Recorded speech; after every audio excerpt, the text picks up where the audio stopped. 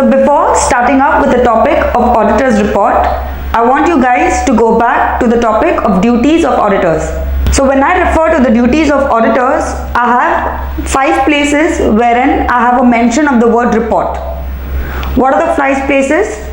I have duty to report, duty to sign the audit report, duty to report on the frauds in the entity, duty to report on the matters required by the central government, and to mention the reason of issuing a qualified report. So the fact that the report has been mentioned so many times in the duties of auditors, it shows the relevance of the audit report. Now what is an audit report? So in school, back in the school days, we used to get the annual report at the year end. Now that annual report had subjects, it had marks, and then the grading or the percentage system. So when I refer to that school report, I would actually know a student's performance in the past year, how he has functioned, in which areas has he excelled or which areas needs improvement. Same is the case with the auditor's report. Auditor's report is the auditor's communication about the performance of the entity, whether the financials are stated properly, whether the internal controls are intact, and which direction is the company is going, whether there is any fraud occurred, whether going concern is in place, the concept of going concern is in place. All of these matters are communicated to whom? To the shareholders. The shareholders are the one who actually appoint the auditors. Auditors review the financials of the entity and then report to the shareholders. So auditor's report, if I put in a normal and simple terms, would be it's an end result of an audit. So after conducting audit procedures, after evaluating the internal controls, processes, books of accounts, I reach at a conclusion. I reach at the end of the audit report, and that conclusion is communicated to the shareholders. Now, why has there been a standard for the audit report? Firstly, for the auditor, it is very important to understand its audience. Audience would be the shareholders, the NBFCs and the banks, the lenders, creditors, government authorities. So all these people are the audience for the audit report. I have so many stakeholders and so many people referring to the report, there has to be a form of uniformity.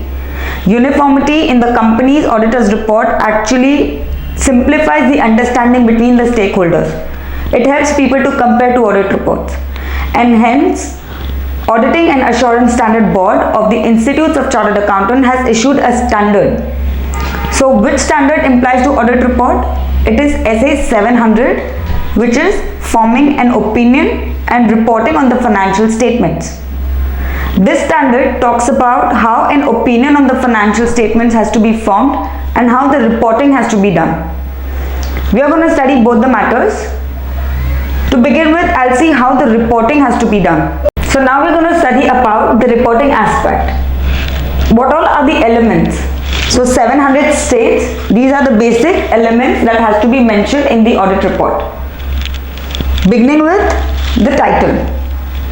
Now I know that my auditor's report is attached with the financial statements and given to the shareholders at the AGM.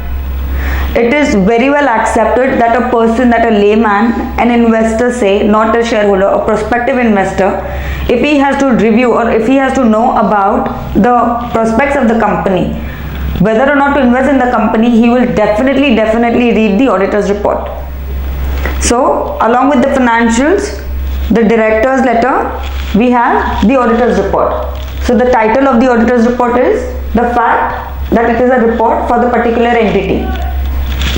Then comes the addressee. Addressee are the people who auditors have to address to. They are the people auditor has to report to. Now in a company form of an organization, I have shareholders to be the addressee. They are the one the auditors has to report to communicate his opinion. Then in a trust form of an organization, I'll have to report to the board of trustees. So then the audit report, the opinion is addressed to somebody, that is falling in the addressee criteria. Coming on to the introductory paragraph. Introductory paragraph, it has the entity which the auditors have audited, the financial statement that has been considered, the date of the financial statements, whether or not these statements have been drawn in accordance to the accounting standards issued by the Institutes of Chartered Accountants.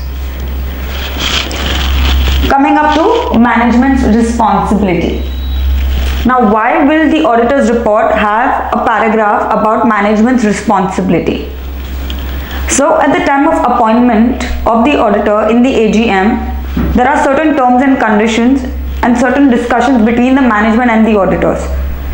Auditors, while they issue letter of engagement to the management, letter of engagement also has a mention of certain conditions. What are those conditions? The same things have been mentioned in the management responsibility statement or the management responsibility paragraph. It specifically states that it is the management who are responsible to draw the financial statements. Managements have to ensure that the financial statements are actually drawn in accordance to the accounting standards. They have to comply with other laws and regulations. Now, for example, in an electricity company or the company dealing in power, they have to comply with Electricity Act, the format of the act. So, it is a management's responsibility to draw such financial statements. Secondly, management are responsible to design, implement and improve the internal control of the organization. Although yes, the auditor's responsibility is what he has to ensure that the financials are free from fraud and errors. But to ensure that no such fraud and error take place, management's responsibility to design the adequate internal control, to implement them and improve them and evaluate them over the period. Auditor's responsibility. Auditor's responsibility is what? Why are the auditors appointed? Very first most important thing, auditors are responsible to issue an audit report or to express an opinion. That is their first most responsibility. They have to ensure that they get the reasonable assurance from the audit evidences. Why does the auditor's responsibility talks about reasonable assurance? This is because we've studied earlier auditor's responsibility in fraud and errors. In that lecture, we know that auditors are not to be held responsible for non-detection of the fraud in the future, because the audit evidences that they get are flowing in from the management. There are limitations in the audit. There are limitations about the procedures in the audit evidences, even in the internal control.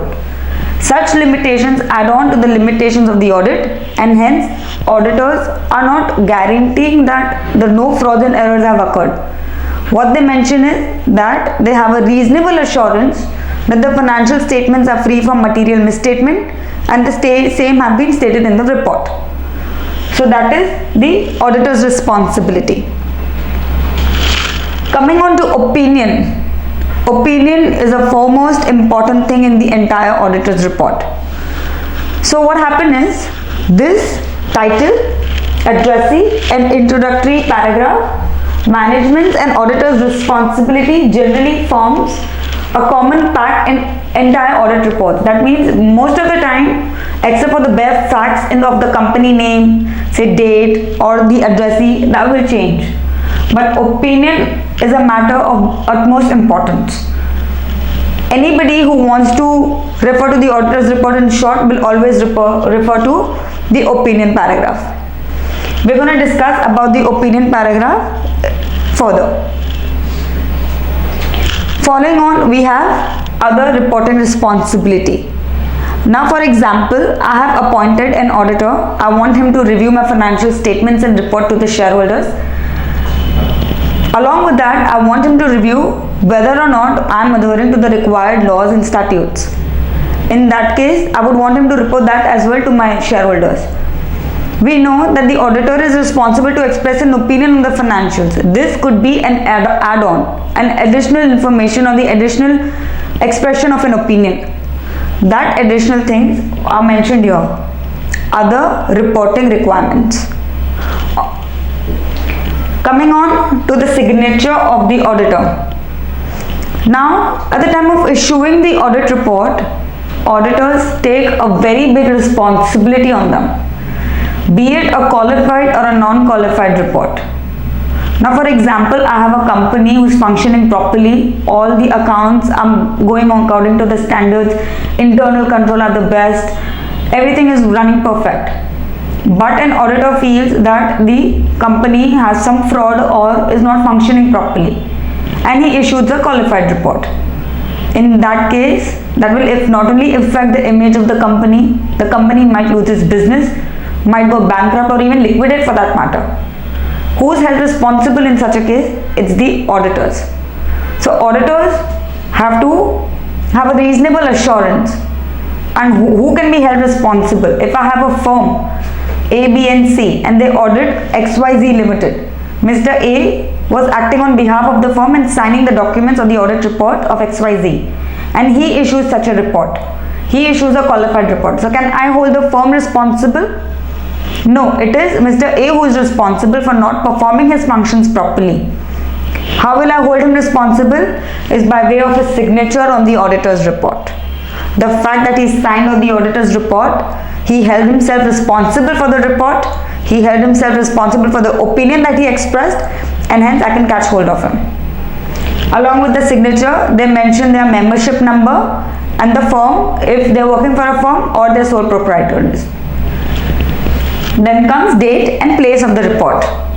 Date of the report is the date on which the auditors has obtained the reasonable assurance about the report, when all the audit procedures have been completed and he is rest assured that the financial either express a true and fair view or is not expressing a true and fair view. Either of the thing, the date on which he reaches a conclusion is the date. He mentions that date on the report, and place of the report is the place where the audit report is issued.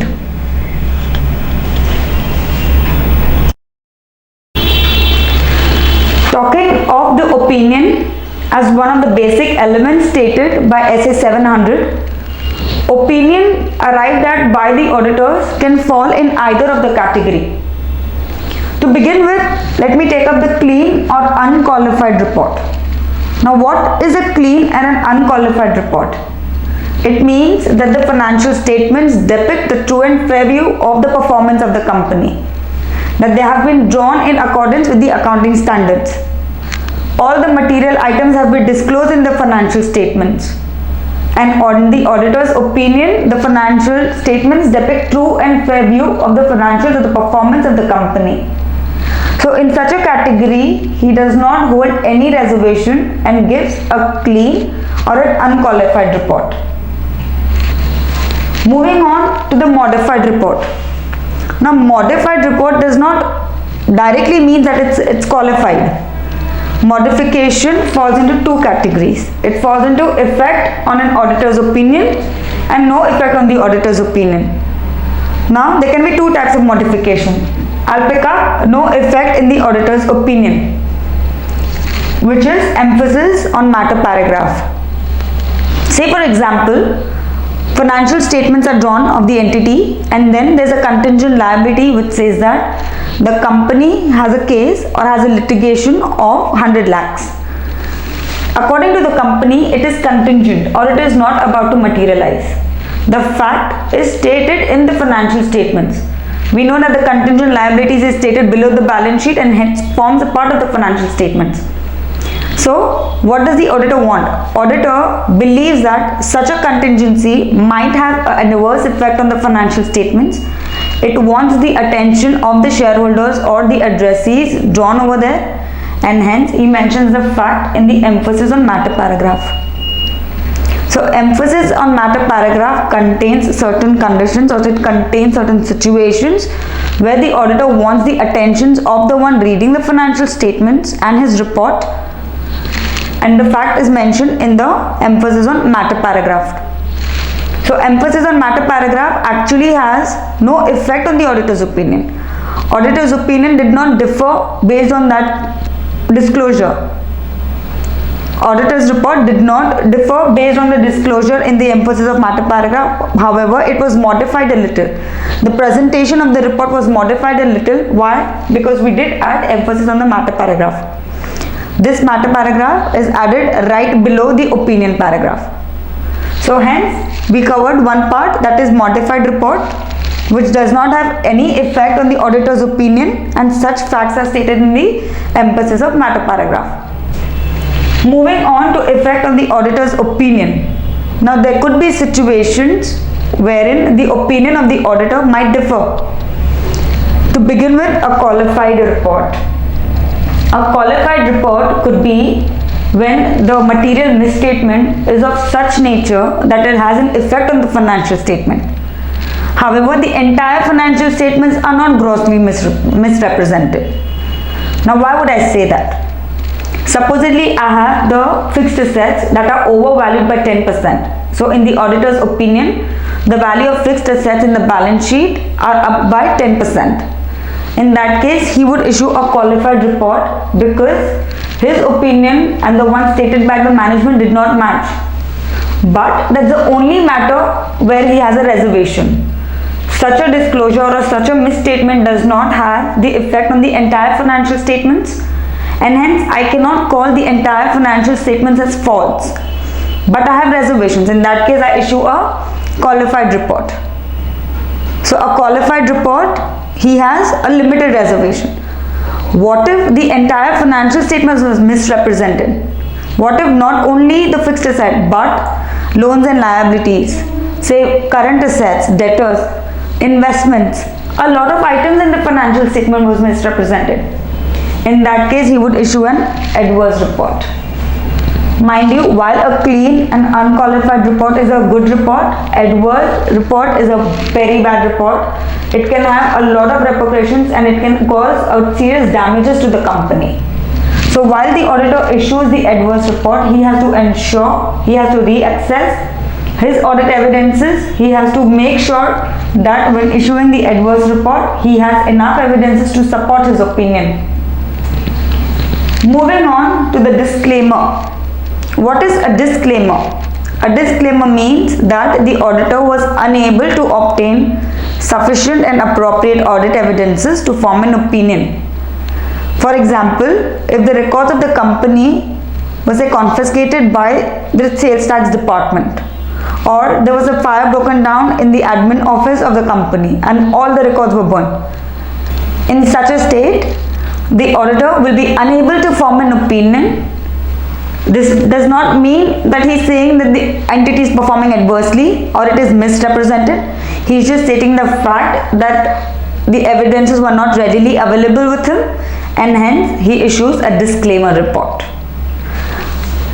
Thank you so much.